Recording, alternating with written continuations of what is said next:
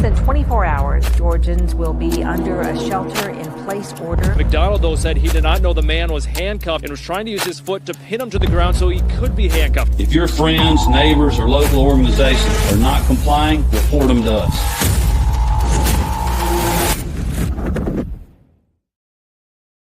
Howdy, everybody. Welcome to the Free Georgia Podcast. My name is Jake Green, joined by Cat Hartley, my new co-host for the show.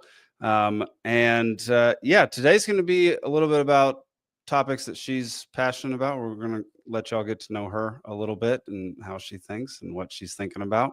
But before we do, head on over to lpgeorgia.com to learn more about how the Libertarian Party of Georgia is spreading freedom and liberty across the state. If you don't live in Georgia and you're watching this show, go to lp.org, find your state affiliate through there, and link up with them in your state. So there's all sorts of stuff on here, including our platform, headlines, affiliates, bylaws. You can sign up to be a member. You can look at all of the events that we have, which we had one, I think, this past week, right? Yeah, this past week, a Banished Big Brother event. You can register to vote. And my favorite's the Liberty Watch. It tells you all the legislation that is attempting to be passed or being passed in the Georgia Congress. It'll give you a very detailed description of how it will affect you and what it exactly means. So head on over to lpgeorgia.com. Follow us on Twitter at lpgeorgia, and also our Facebook group, which is 40,000 members, something like that. Libertarian Party of Georgia over on Facebook. So go check that out and connect with more libertarians. All right, Kat, how are you doing today?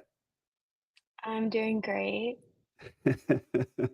It's very nice. What's that? I said the weather is very nice today. Oh, is it? Because I'm in Montana now. So what's the weather doing over there? So it was raining yesterday, so it's very cloudy. So it's not Nice. like burning hot. Oh yeah. Yeah. But I bet it's humid like crazy. I like the humidity, so I don't care. That's like the primary reason why I moved out of Georgia is the stinking humidity, because it gets hot up here too. It was like 95 the other day, but no humidity, just like negative humidity. It's just dry. It's amazing. I would hate that. My skin would be like so scaly. I hate that. Yeah, my wife doesn't like it as much as the humidity. That's for sure. Yeah, I get that. I do have some dry skin after being up here, but man, I just way prefer the weather up here. Well, cool. So this is only your second or third? Is it your third episode? Third episode. Okay. So I was on the episode with oh gosh, I forget his name, but he was from the We Are the Power. You Are the Power. Yeah. You Are the Power, yes. Ryan Ralston. Yeah. Yes. And then the commissioner from Missouri. Ike Skelton. Yeah, that was a good Yes. one. Yeah, that was a fun one. What did you think of those two stories? Like, did they connect with you at all? Is that anything you're passionate about? Yeah, so before being a part of the podcast, I'd never really thought about medical kidnapping before. Yeah. I never really heard about it, and to hear those stories is kind of crazy. And to hear that Georgia has like a huge problem with it is even crazier. Yeah, it's wild. They're doing some really good stuff at You Are the Power. And yeah, I'd never heard of it either. I think the first time I heard of it was when I had Jennifer Williams on the show like 2 years ago to talk about her experience with like being a foster parent. Sorry, I got something in my eye. It's driving me crazy. But yeah, since then I have learned a ton about it, and it's all extremely distressing.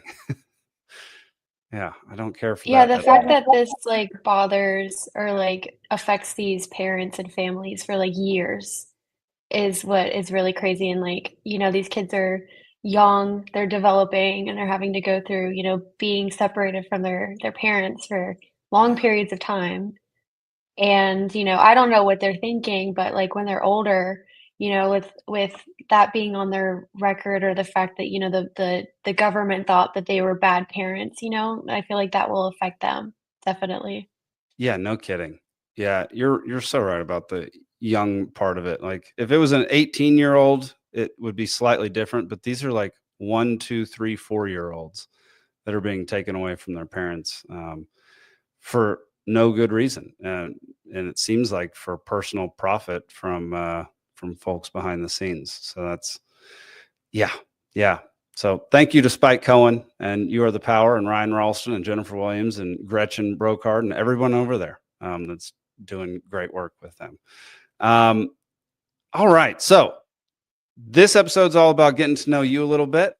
So what is something, well, first of all, how did you find the Libertarian Party of Georgia? I think I already discussed this on another episode, but I'll go into it again. Good.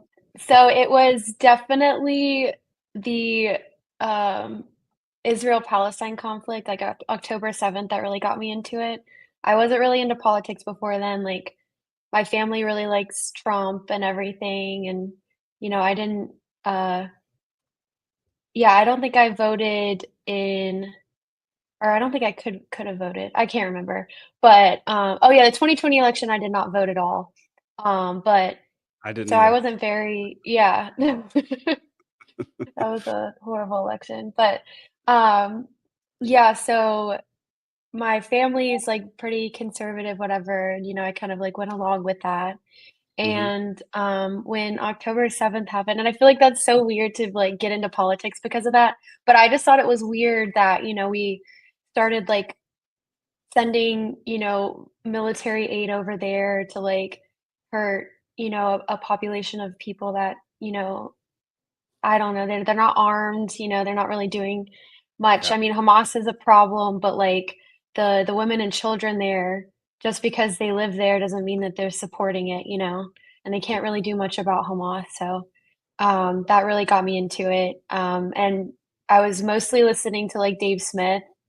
It Hmm. was, like, a bit who is still, like, a big voice, against that conflict and us funding it and everything, and so, he's a libertarian, and so I was like, "Okay, so I like a lot of things he says, so maybe I'm a libertarian too." I love it. Yeah. I mean, Dave's brought so many people into the Libertarian Party. It's wild. If there was like a referral program and he got like $5 for everybody that he referred to the Libertarian Party, I mean, he'd He'd be be richer than Elon Musk.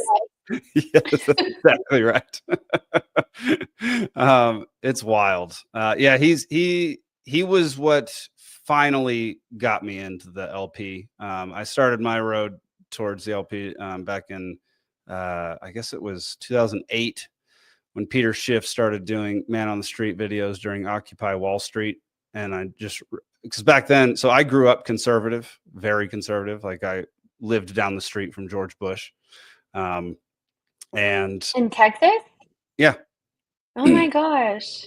yeah, grew up like I could drive to his house in 2 minutes from my place. So we were Bush fans for a very long time, and my family's very conservative. And I went to SCAD, which SCAD will do some things to you. So I ended up being a Bernie bro after I graduated from SCAD. And then I watched Peter Schiff on Occupy Wall or doing man on the street stuff on Occupy Wall Street and couldn't believe the stupidity of the economics of all these folks who were not only Bernie supporters, but just Democrat supporters in general. And it doesn't just apply to the Democrats these days. It pretty much applies across the board besides libertarians. But yeah, that's kind of what sent me down the path. And I started listening to a few different folks over the years and ended with Dave Smith and Tom Woods and Scott Horton. And yeah, then I joined the Mises Caucus before I joined the Libertarian Party of Georgia because yeah, it seemed like the Mises folks were doing awesome things. So that was my path. Yeah. How's your experience been since joining LP Georgia? I like the people that I've met so far. I think I've only been to one convention, obviously, Mhm. because I just became a member. Um, and it was cool. There's a lot of people there, and yeah, even though there was a lot of disagreement, with the votes that we did, I feel like, everybody's fairly on the same page about everything. You came in a good year where everybody respected each other. There was no shenanigans. There's nobody freaking out. Everybody seemed to be happy at the end of convention. Like that was a unique convention for LP Georgia. Normally, people want to get their stuff out there, and people are really passionate, and it can get a little heated at times. So, It was a um, pretty location. I feel like that had something to do with it. Like it was very open and there was a lot of trees and grass and everything. I don't know what the locations were like on the other conventions, but that one was very like nice. most of the time they're decent. A lot of times they're in just like a hotel convention center kind of thing, so it's not as pretty. But generally, it's on the outskirts of Atlanta, so it's not downtown where it's not great to hang out outside. Um, we did have one there before, where we had it this past year. So it wasn't the first time we'd been down to. I forget what the name of the town was. Perry. Perry, yes. But yeah, that is a great spot. It's very central in Georgia too, so that helps get more people there, which is great. Um, all right. Well, Kat, what is something, you talked a little bit about October 7th and how that brought you into the party. So what's another thing that you're passionate about as far as what the Libertarian Party stands for? I don't know if this is like what the Libertarian Party stands for, but something that I like talking to people about is like the takeover of AI. Oh yeah. Yeah. Um, I love like getting people's like opinion, like knowing what their jobs are and Hmm. like talking to them about like how AI can like take over their job and like Mm, what, they would do after. And even though that's kind of like a morbid topic, to say like, your whole entire living will be like taken by a computer. I yeah. still like, it is a reality and I feel like, talking about it is important.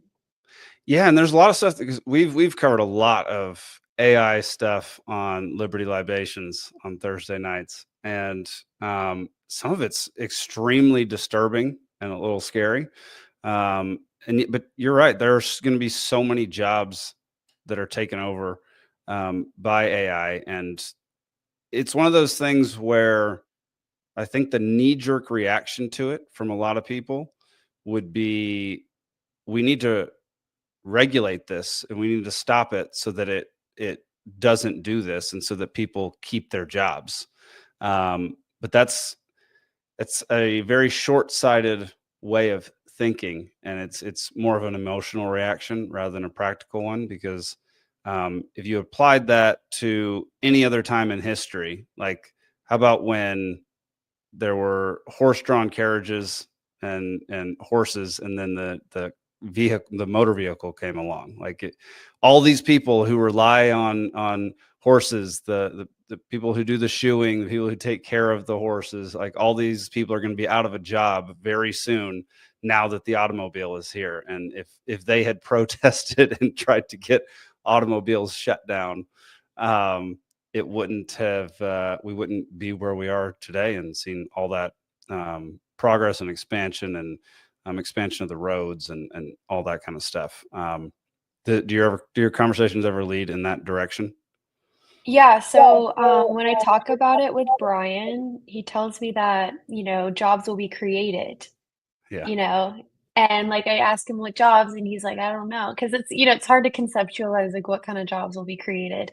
But I Mhm. don't think that many jobs will be created that would replace how many jobs are getting taken by the AI. So it's like, like I know that, people will have to control the AI or prompt the AI or like, maintain it or whatever, but Mhm. everybody can't do that.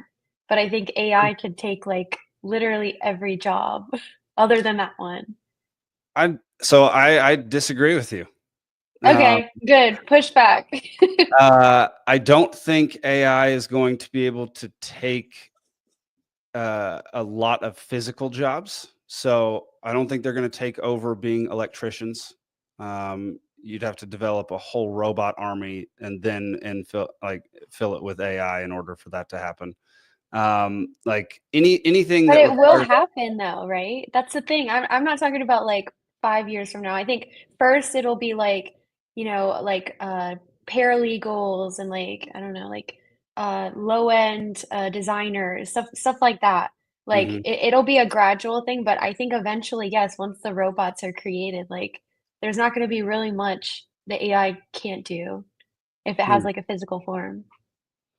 Yeah, yeah, you might not be wrong. I mean, I guess there's already isn't there already a coffee shop or something where the Tesla robots are like making coffee for people or something like that? I feel I like I have saw no that the other day. idea.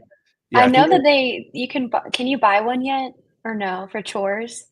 I don't know if you can. I know that the price is going to be very affordable considering what they are. Um, I think it was under $20,000 for a robot, for one of those Tesla robots, which is wild. I would never have expected it to be that low. Um, yeah, I don't know. I don't know. So I don't think that there's just highly unlikely. It's highly unlikely that any jobs where I currently am. So I live in the middle of nowhere in the mountains, um, where we don't have grid power. So we power everything from the sun and the wind, or propane generator, which is what's running right now. If you can hear it, sorry. Um, I can't imagine, and maybe it's just because I don't have quite a big enough imagination, but an army of robots out here in the wilderness. Um, I don't know how they'd be powered. I don't know how they'd run. I don't know how. Yeah, I don't know. I don't know. Well, y'all are such a small like percentage of the labor force. I really don't think like, That's fair. there'll probably be maybe 90% of jobs that are taken and y'all would be part of like the 10%. But that's Feels still so like good. a lot of people out of a job. Like a lot of people. A lot of people are going to be out of a job, and yeah, I agree with you. But I also agree with Brian. There's always maybe we can't picture it, but there's always going to be things that come up when new technologies are formed and take over. So I like have been hypothesizing, and Okay. I've actually been being helped by ChatGPT with this. Um, but so I think that, and I think that our system really is kind of moving towards this like naturally anyway. But instead of like being like a labor economy, we would move towards like a capital economy where like instead of like um making money by doing stuff, you Hmm. would be making money by investing. Mm, yeah. Doesn't it kind of seem like we've already been heading that direction for a That's while? what I'm saying. So, like, I feel like that's so weird how, like, naturally we're already doing that, and then, like, the jobs will be taken, so then people have more time to, like, invest in things and then, like, c contribute to their society or communities, um, in other ways, if that makes sense. Instead of, like, working a 9 to 5 job, you would be, like, I don't know, helping, uh, children, with sports or something like that, like coaching or something like that, or, like, whatever. Sounds like a biased take right there. What do you mean? Oh, because Sports- that's what I do? sports- um, yeah, I get that. I get that. Yeah, that's probably why I moved out here because that's really not the future that I want. Oh no, me neither. Like when I was writing the notes about this, I was like, I hate this idea, but it's it's probably what's gonna happen, you Yeah. know? I mean, certain things are not, maybe not inevitable, but highly likely to happen. And you're not wrong. I mean, I don't know to what scale you might be right, but I definitely do not think you're incorrect in generally what you're saying right now. And that that terrifies a ton of people. It specifically terrifies people who already don't make a lot of money or don't have a lot of assets or savings or investments. Like that thought that they're not going to have a job, they're not going to have anything to invest, like that's a terrifying thought for a bunch of people. Um, Well, what you would have to do is have universal base income. yeah, no libertarian is going to get on board with I that. know, wait. Because, you know, I think it would be better because, like, it would replace, like, the welfare system, and I know that libertarians hate the welfare system. It's true. It would be a step into the in the right direction. Would it? It would still defy the principles of economics in general, and you would still be printing money, which would devalue all the money that is already out there. So over time, you're making your society poorer. Not Not necessarily, you could, like, incentivize people to, like, what is it? Not invest in it, but, like, there'd be, like, a pool of money where the UBI would come from, and, like, you know, that money would still be flowing around like, when people would take that universal income, they'd be spending it on stuff, either Mhm. investing it or buying, That's what they're doing with the iPhones or welfare whatever. system. I know, but it's different because I feel like I don't know. Hold I, on. don't- I, I I haven't don't. I haven't Go ahead, I keep going. haven't thought about this a lot. I haven't thought about this. Okay, okay, that's good. That's all good.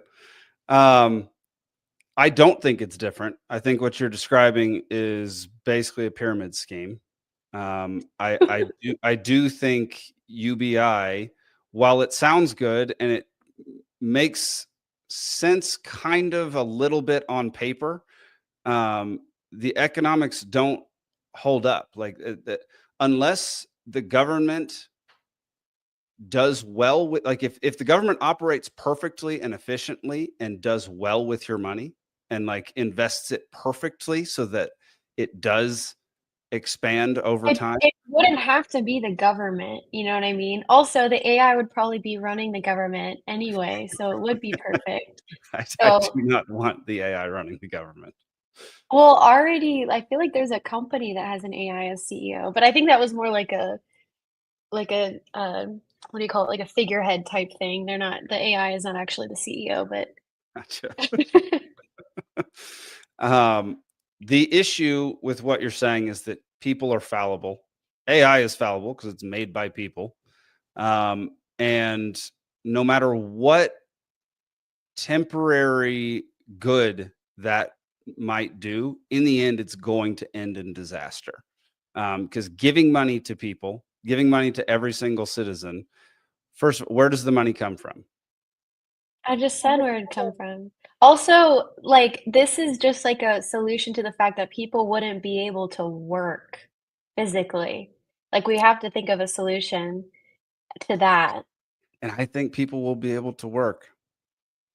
I don't I think they'll like, why would anybody wanna go, like, I don't know, do, like, hard like, go mining in a coal okay. mine Yeah, no, I if think an those AI jobs will robot be can do it instead? But that's the 100. thing, but there's still people that exist. There are still Where do people that they exist. So here's my thoughts. There are going to be, everybody has their own opinions. Everybody has their own things that they like. Everybody has their own morals, principles, what have you. Okay. So when I am watching a movie, and nowadays you can watch a movie that's purely I want to die if I'm watching an AI movie. There's no heart in it. There's no soul in it. It feels stale, and useless and not real. It's the same way that I feel about these idiot Marvel movies that they keep making forever. They don't actually. There's no stakes. There's no heart. They try to make it look like there's a heart, but it's the same thing over and over and over again. There are going to be people like me who demand law of supply and demand, who demand that humans make at least some movies so that I can enjoy them. Otherwise, I'm not going to be watching any movies or TV shows. And so I think a large portion of the arts will be taken over, or not taken over. I think a large portion of the people who get exited from jobs will be heading towards the arts. Because I don't think AI makes good art. I think they make passable stuff that I can use to put on a thumbnail for free. But I would much prefer to use my buddy Alden, who can actually make something that has a heart and a soul and looks way better than anything AI's ever done or could ever do. I think the type of person that you are is gonna like fade away, if that makes sense. Like I think like if you grow up not knowing what a human like created like thing is, I don't think you'll miss it. Interesting. So I don't think it's about missing it. I think if a Or you kid, won't know it. Like you know what I mean? Like I think there are plenty of people out there that do not know the difference between something AI has created and something a human's created. Like they literally can't well, that's like that sucks for those people. That really sucks for those people. Like, but I do think that if AI makes a movie and then you have somebody watch that movie and then watch Schindler's List, the person is going to know which of the movies is made by a human, because AI, we talked about this on Libations, AI cannot have heart. It cannot have soul. It can only imitate it, which is not everybody will be able to tell the difference. However, it's good enough to get people to want to marry it. yeah, those people There are are people. delusional idiots. Okay, I know, those but people it's are really easily good. I'm malleable. telling you, have you had an emotional conversation with the AI, with ChatGPT? Why would I do that? I'm just like asking you because it does a really, really good job of like validating you. Like, you know what I hate to say it. God. Not saying I So have these emotional conversations a lot, but I've let's- tried once and it validates you a lot, and it really does like do a really good job of acting like it this is cares about you. okay. So in this future, this is what I'm gathering from this conversation. In this future, libertarians are going to be the only real humans, because we're the only ones who are like, screw the system. Like, this is stupid. Because that I have absolutely no interest in having an emotional conversation with ChatGPT. Like, That's what Zane says too. I think it's idiotic. I think going to a algorithm in order to get validation for the stupid things that you think, believe, and do is sad. And you need to go maybe talk to a therapist, talk to a pastor, talk to somebody talk to a human who can actually feel what you're feeling, and not an algorithm who gets a ton of data, melds it together, and then shoots you a validating response to whatever you're asking it. Like, this is not. Yeah, you're right. This might be the downfall of humanity in some way, shape, or form, but libertarians are going to be kings of this world that you're talking about happening in the future. That's what I think at this point in time. I don't know. What do you think? I don't know. I'm still thinking about it. I don't Okay. have all the answers. And Yeah. I don't think other people do either. And No. I've tried I tried talking, but like people I don't think people want to talk about it. They don't want to think Mm. about it. You know what I mean? So it's really hard to find people that will actually like kind of hypothesize with you like what will happen because it's kind of like because I like how people say like in the past like the point that you made about carriages going to like cars. Mhm. I think this is so much different. I mean it's more like a large scale of that because like I think that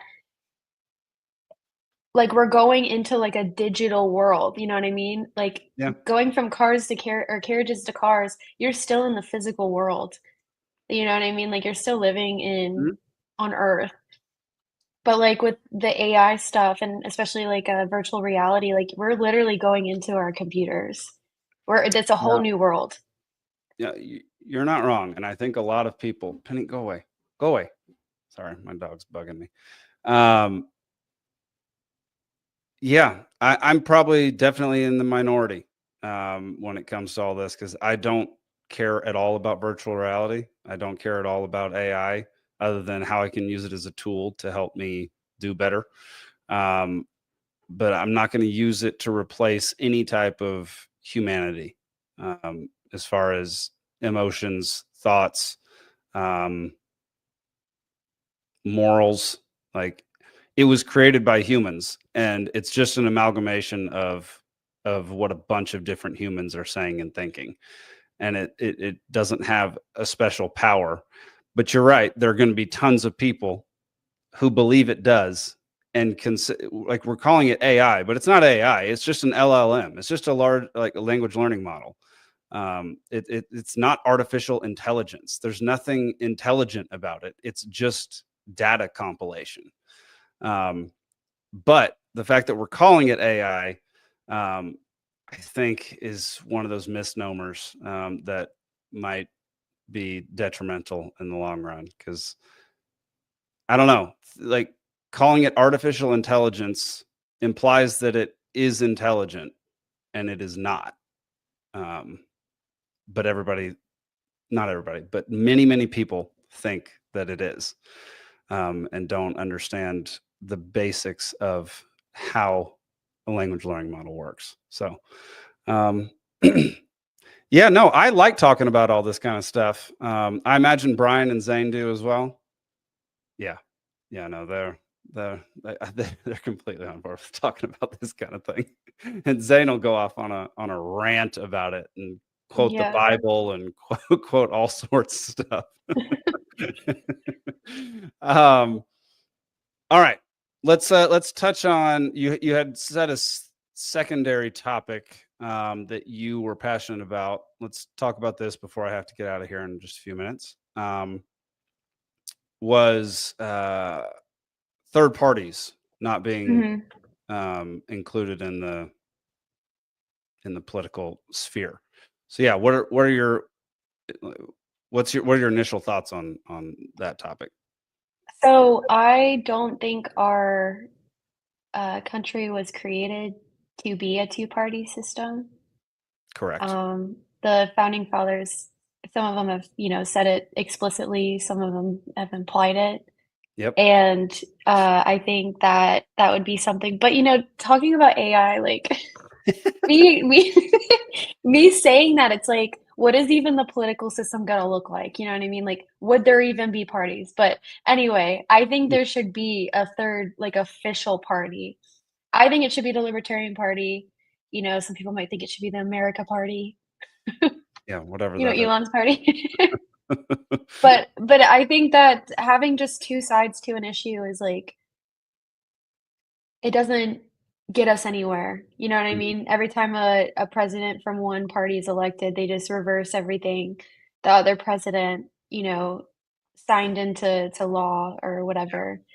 And I think that there should be a third party because not only, like, does it make more sense to have more sides to an issue, it Mhm. also would create more, like, leverage for the people, instead of, like, having either one side have power, the other maybe, like, if there's an issue that people really care about, that third party could help, with, kind of swaying not swaying, excuse me, like, making it so the one party doesn't monopolize on certain ideas, if that makes sense. No, that totally makes sense. That's in some ways, the Libertarian Party is used for that. So there are specific elections where there's, it's basically a 50-50 split between Republicans and Democrats, and they kind of have to vie for our vote. And Trump kind of did that this past election. I mean, kind of. He said he'd free Ross Ulbricht or whatever, and I feel like that just made all of the Libertarians go and vote for him. Yep. No, not all of them. Sorry, excuse me. A majority of them. Very many of them. That is the sole reason that I voted for him this time, was to free Ross, set that precedent, and yeah. It also helped. I liked everything that Elon was talking about with Doge, but of course they didn't let him do what he wanted to do. I'm so disgusted by that. Yeah, me too. Well, okay. So you think, which I guess I think this too, that the government is the reason why we didn't do much, or he didn't do much with Doge. Oh yeah, 100%. Yeah, Trump could have given him the keys, and he didn't do it. And he, they had that spat, which I thought was one of the funniest things I've ever watched on Twitter. Yeah, no, he 100% could have given him the keys and had him actually slash budgets and look into things. But he said, we're not going to touch war. We're not going to touch, we're not going to touch the Department of Defense. We're not going to touch welfare, and any of why can't I think of the name for the general term with giving money to folks? I'm blanking. Welfare, entitlements. Jeez, not going to touch entitlements. We're not going to touch Social Security, Medicare, Medicaid, any of that kind of stuff. And that's most of the budget. Like that, all that stuff is what makes up the budget. So if he can't touch any of that, then what was the point of him ever doing that? But he wasn't told that until after Trump already got into office. So, yeah. And that, Elon being on that team, like, I know some libertarians are very wary of Elon, and for good reason. I mean, he's a billionaire. So you don't get that way by pleasing every single person on earth and having extremely strict morals, I don't think. But I just lost my train of thought. Forgot where I was going. Yeah, no, he was. That's where I was going. He was one of the reasons that I voted for Trump this past time was because of that. And it's extremely. Dave Smith was telling all the libertarians to vote for him. Yep. Yep. To be fair, as stupid as this presidency has been, it would have been unbelievably stupider with Kamala. That would have been a nightmare. So I tweeted out that I regretted my vote after he started bombing Iran. I still kind of do, but part of me is still okay with it. As far as Ross Ulbricht goes, like, I'm very happy that Ross is out of prison. He didn't deserve to be there. So, and I got to see Ross in person. That was great at the Bitcoin conference. That was very fun. But back to what we were originally talking about. It's so difficult for a third party to get any type of leverage, and because I think the goal that Jared has made is like to go from the bottom up. I think what we should be doing is like making libertarianism seem cool, like on the internet. I think that's like one of the best ways to do it. I feel like I'm not good at making memes, and also I don't think the New Hampshire Twitter is that good at making memes either. I think they're way too niche with it. But I think there's like a way to like make it seem cool, you know what I mean? And I think that would get a lot of people. Because like getting young people, which Jared I think has said, like going to colleges and stuff like that, like that is like how we do it. But I don't think doing it like at college campuses will be enough. I think it has to be like on the internet. That's interesting. So I do think people have tried to make it cool. Yeah, this might be this particular part of the conversation might be something for off air. But basically, I don't think in general, like if you group all of individual libertarians together, I don't think we're cool. I think we're mostly awkward super nerds who can barely have a normal conversation without screaming "end the Fed" at the person who you're talking to. So I think you're going to have to. You might. I don't know. That's just my thoughts on that, because there are plenty of great folks in the LP, and there are plenty of cool folks in the LP that I thoroughly enjoy their company, but they don't have time. we don't Like, have libertarianism time. is not their, like, number one thing. If they are, like, cool and, like, they, you know, are like, respectable and awesome, like, they're doing all these other things, you know? Yep. No, the perfect example of that is a member of LP Georgia, Gretchen Brokard. She is one of the coolest folks, and she doesn't have, she's spending a lot of her time fighting for libertarian issues. So, like, Defend the Guard and You Are the Power. She works with both of those organizations a lot. But she's like a badass jujitsu, like nutrition coach, awesome chick. And she just doesn't have enough time to spend devoted toward the libertarian cause. And not to mention, you get burned out because you're going to face so much defeat when you initially join that it takes a toll over time. Like it's taken a toll on me, and I've only been part of it for 6 years.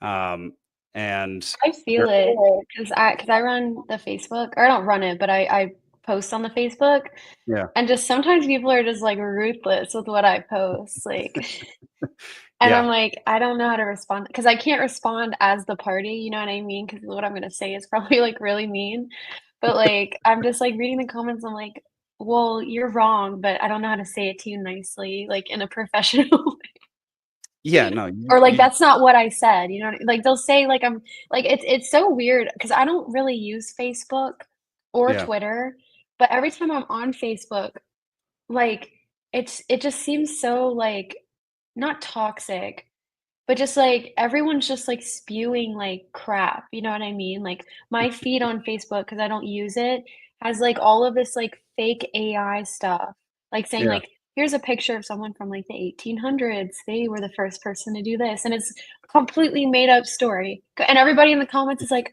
"Oh my gosh, like, I've never heard of this person before. Why didn't they teach this in school?" Like, yada, yada, yada, Lord. and it's just, like, people spewing crap and then people, like, taking it in, you know? Yeah. And that's why I don't use Facebook, like, at all, because I just feel like it's not real. I mean, I don't use any of it, and it's delightful. Like I'll doom scroll a little bit on Instagram, but that's pretty much it. And it's just to find Yeah. funny things. But yeah, no, I get that. Like, don't respond to those people. You're not going to one thing you're never going to do is convince somebody of anything on the internet. So, like, you attempting to debate with them on Facebook is not going to go anywhere. I love the Joe Rogan method of post and ghost. But you post it and then you go away. So make sure your initial post is good and then just walk away. It doesn't matter what the comments are. People are going to think what they want and come to their own conclusions and misinterpret everything that you wrote in there, because that's just what people do. They don't pay attention to details, and they don't. I mean, there's no nuance to a Facebook post because you can't see the person who's saying it. So it's just the print. And so people are going to see the print how they want to see it and how they're already geared to see it. So they're not going to be able to get any type of, like, unless it's super overt and annoying, like no sarcasm, no humor, they're going to treat it very like most people treat it as like an attack on them or a validation on themselves. So one of those two things, and you just can't win. Like there's no winning. I think I've effectively ended one argument on YouTube comments one time where we were both like, okay, I understand. And then we both just stopped messaging. Like that was it. I've never had I've never commented on a video or replied to people's comments where it ends well. So the post and ghost, it will seep into people's brains eventually. People will, not everybody, but people will eventually get the message. And whether or not they accept it is a different thing. But over time, if you're consistent, people will hear it. It just takes a very long time, which is why libertarians get burned out a lot. Like, that's why I don't talk about politics with my family anymore. Because talking about it with my family is exhausting, and no one will think about changing, but they will change over time if you just live the life of what a libertarian would live. I was with my grandma yesterday, and she was watching Fox News, and they were talking about Jerome Powell and Yeah. how like Trump is mad that he's not lowering the interest rate. And I explained to her, because I have an economics degree, that you don't lower the interest rate in like an expansionary period, like in the economy. Like you only do that like when we're like in a recession, you know what I mean? And so Yeah. for him to lower the interest rate right now like makes like no sense. I mean, I don't really know what like I don't think we're in a recession right now. Like I think we are. we have a lot of we are? Yeah. Oh yeah. Big time. Are you sure? Yeah. No, recession heading to depression. Oh my gosh. Okay, whatever. Then I don't know what I'm talking about. But anyway, and I said something, we were talking about it, and I was like, I don't even think we should have a Fed. And she was like, oh, Catherine, and she just like walked away. Oh my gosh. And I was like, you don't even want to hear why? Also, could she name what the Fed actually is? Probably not. I don't know. I don't think so. Yeah, no, most people can't. But it's crazy. Jerome Powell has been the head, I don't know for how long, but at least since like I was in high school. Like We had 10 Janet Yellen. years. Oh yeah, I guess oh my gosh, you're so young. I forgot about that. Yeah, no, he's been there for a while. Yeah, that's like a king or whatever. Like he's like in Yeah, no, he's basically a king running the world's largest bank and wielding its power. Yeah. It's upsetting. And he's a doofus. So that doesn't help anything. Well, yeah. I mean, we'll just wrap it up with saying there are hundreds of laws on the books that prevent third parties from attaining any type of success in the political spectrum. And Georgia is the worst when it comes to third party laws. It's ranked 50 out of 50. It's the worst place to be for third parties, which makes it impressive that we actually do have a decent size membership or a decent size following at the very least. Like it's not the easiest place to be a third party. The laws are definitely stacked against us. But we got good people like you, like Gretchen, like Jared, like Brian, like Zane, super smart folks who are furthering the cause and talking to people and getting the message out there. So I'm not a black pill person. I think things are generally going in a positive direction, and I think optimism is a good thing to have at all times. I'm eternally optimistic, and I think mindset determines a lot of how you perceive life. like the happiest people can also be the poorest people. And that's been proven over and over and over again. You don't have to be wealthy in order to be happy. And so doom and gloom is not my favorite. Yeah. Doom and gloom is not my favorite thing to resort to, because I don't think it's worth it. Penny. Yeah, he's been like roaming around back there. Yeah, she's ridiculous. I don't know. Oh, She's nervous about something. What are you nervous about, Pen? You're just staring at a screen and talking. It's very. Penny, I do She this might think. all the time. She probably thinks you're crazy. She probably does, but she's crazy. So, well, Kat, I am stoked that you're my co-host, and I'm very excited for you to eventually take over this show, because I think you'll do a great job. And I like that you're willing to talk about a bunch of these topics in depth, and we're not going to edit a single thing out of this episode because it was great. Yeah. Any final words before we close out? Not really. I'm just glad I get to talk about this stuff. Even though like this is not a huge audience, I feel like these are important topics and that people will get something out of it. Heck yeah. Love it. All right, Kat, thank you very much. Everybody out there, thank y'all for tuning in, and come back next time for more Free Georgia Podcast. Peace.